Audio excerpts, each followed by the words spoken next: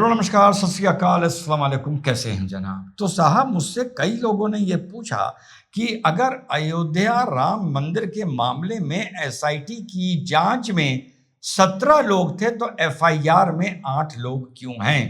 बिल्कुल सही सवाल है। एसआईटी जांच कर रही थी, एसआईटी विवेचना नहीं कर रही थी।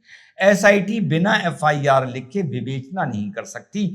विवेचना अब वहां पर नाम राम जन्मभूमि जो थाना है वहां पे सीओ एसओ वगैरह वगैरह कप्तान साहब बैठ के इसकी विवेचना शुरू करेंगे। जांच में एक सरसरी तौर पर एक रिपोर्ट तैयार कराई जाती है जिसका मूल मूल कारण यह होता है कि बस मोटा मोटा ये बता दो कि कुछ गबन हुआ है या नहीं हुआ है। एफआईआर जो लिखी जाती है वो बिल्कुल जो मुख्य घेरे में हो उनके नाम लिखी जाती है, फिर बाकी चीज विवेचना में आ जाती है।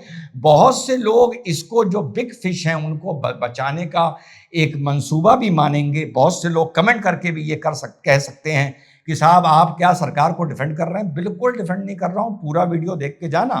तो चंपत राय हो गए, अनिल मिश्रा हो गए, गोपाल राय हो गए, ये तो लपेटे में फिलहाल एफआईआर के नहीं आए हैं। चंपत राय के जो ड्राइवर साहब थे ये मुख्य माने जा रहे हैं, सारी जिम्मेदारी यही देखते थे।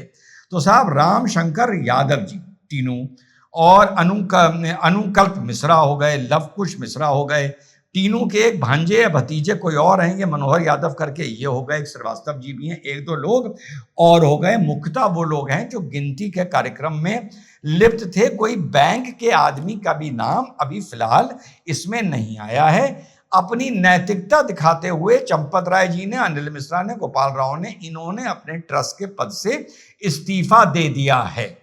अब मैं आपको बताता हूं कि अगर ईमानदारी से चले तो विवेचना कैसे चलेगी। प्रथम दृष्टिया जब ऐसे मामले में एफआईआर लिखी जाती है तो ये सब वो लोग लपेटे में आए हैं जो सीसीटीवी में कहीं ना कहीं कुछ ना कुछ बेईमानी गुड़ गोबर करते हुए नजर आए। अब जब ये विवेचना आगे नॉर्मल तौर पर बढ़ेगी और ऐसी विवेचना अगर कहीं और किसी चीज में हो रही होती, फिर इन 8 आदमियों पर पट्टा चलता, फिर ये टेप रिकॉर्डर बनते, फिर ये नाम लेना शुरू करते कि हमारे पास इतना पैसा है और इतना पैसा हमने उनको इस दिन पहुंचाया था, उनको वहां पहुंचाया था, वगैरह वगैरह।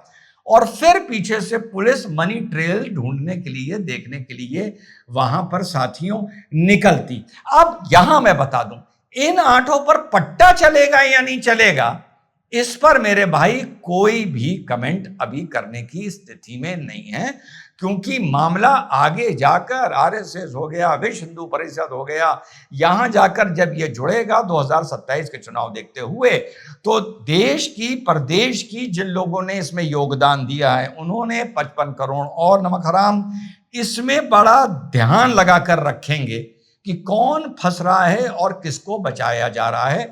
और समाज में, उत्तर प्रदेश में इसका एक नैरेटिव भी बनेगा कि कितनी ईमानदारी से राम लला के पे जो चढ़ावे आए थे उसकी जांच हुई, ये भी बनेगा और नेगेटिव बनेगा।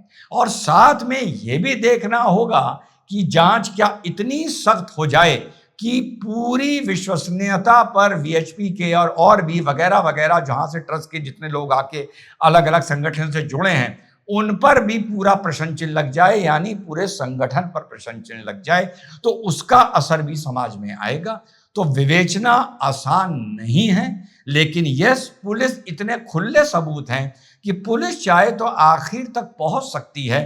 देखना है पहुंचेगी या नहीं पहुंचेगी। अब मैं आप लोगों को बताता हूं बिल्कुल शॉर्ट में, जैसा पहले वीडियो में मैंने पासपोर्ट के लिए आप लोगों को साथियों बताया था कि किस तरह से अफवाहें मचाई जा रही हैं।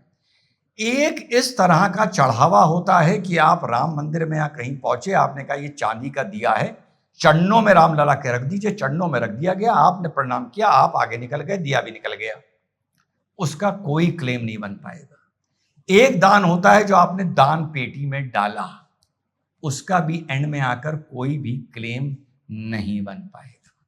क्लेम सिर्फ यहां पर 2 चीजों का बन पाएगा कि आपने जो नगदी वहां पर दी उसकी रिसीट ली, और जो आपने दान किनारे से जाकर मैनेजमेंट के हाथ में दिया और आपने उसकी रिसीट ली, उसका क्लेम बन पाएगा।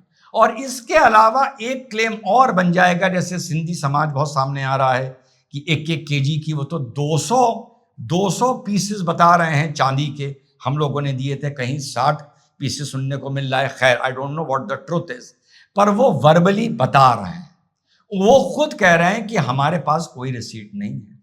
अब ऐसे केस में क्या उन्होंने जो कॉरेस्पॉन्डेंस किया, जो सिंधी समाज के अध्यक्ष बोल रहे हैं, शायद इंटरनेशनल सिंधी समाज है, कि हमने कॉरेस्पॉन्डेंस किया, बार बार इनको लिखा, पर हमें कोई रिसीट नहीं मिली। अगर वो कॉरेस्पॉन्डेंस आप दिखा देते हैं और भले उधर से जवाब आया या नहीं आया, तो ये आपकी जाकर एक एविडेंस बन जाएगा कि आपने वहां पर ये दिया था, क्योंकि उस रिसीट में आपने उस चीजों का जिक्र भी किया होगा और सामने से उसका कोई खंडन नहीं आया कि भैया कौन सी ईंटों की बात कर रहे हो, कौन सी चांदी की बात कर रहे हो, कब आए थे, कितने, ये सब अगर सामने से जवाब नहीं आया तो ये भी एक आपके हाथ में सबूत हो जाएगा। लेकिन कुल मिलाकर, जैसा मैंने पहले बताया, बहुत ही सेंसिटिव जांच है। ईमानदारी से बता दूं, अब कोई ये ना कहे कि किसी को बचा रहा हूं या कुछ कर रहा हूं, इस जांच में राजनीति का भी जबरदस्त तड़का है। 2027 में चुनाव है, जांच में जनता को भी जवाब देना है, जांच में यह भी देखना है कि संगठनों की साख ना खराब हो जाए। लेट अस सी कि आने वाले वक्त में ये जांच किस तरफ जाती है।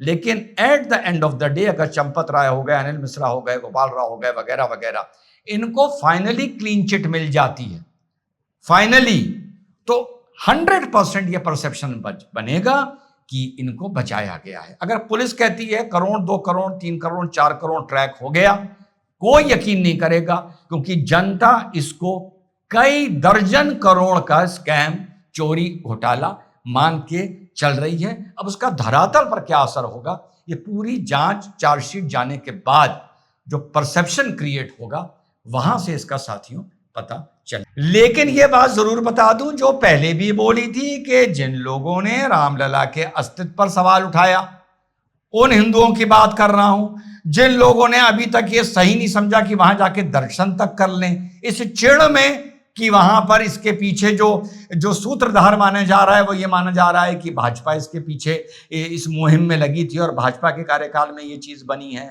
उनको लेकर जो भी ऐसे लोग हैं जिन्होंने वहां अपने घर से 2 रुपए का चढ़ावा चढ़ाने की सोची नहीं, उनको इस मामले में वाकई बोलने का अधिकार नहीं है। मैं बात कर रहा हूं हिंदुओं की। दूसरा पक्ष हो गया वर्ग विशेष, हम मुसलमान भाइयों का। भैया वफ की चोरी देखो, कहीं और की चढ़ावा आता है, हर जुमे को चादर चलती है बड़ी बड़ी मस्जिदों में, उसकी चोरी देखो तुम। और कहीं देवा शरीफ हो गया, फलाना हो गया, अजमेर शरीफ हो गया, कहीं भी अगर हो रही हो तो उसको देखो, उसका हिसाब मांगो। राम मंदिर से प्रेरणा लो इस पूरे मामले से और वहां से हिसाब मांगो, और ये देखो कि दूसरों में और तुम में क्या फर्क है।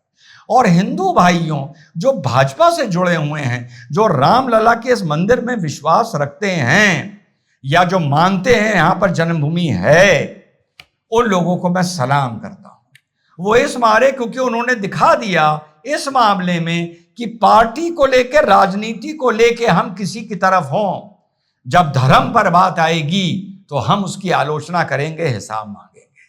लेकिन इसी देश में बहुत से ऐसे लोग हैं जो कहते हैं राजनीति को लेकर हम जिसकी तरफ हैं, हम भैया उस पर उंगली नहीं उठाएंगे और हमारा मजहब पीछे और राजनीति आगे।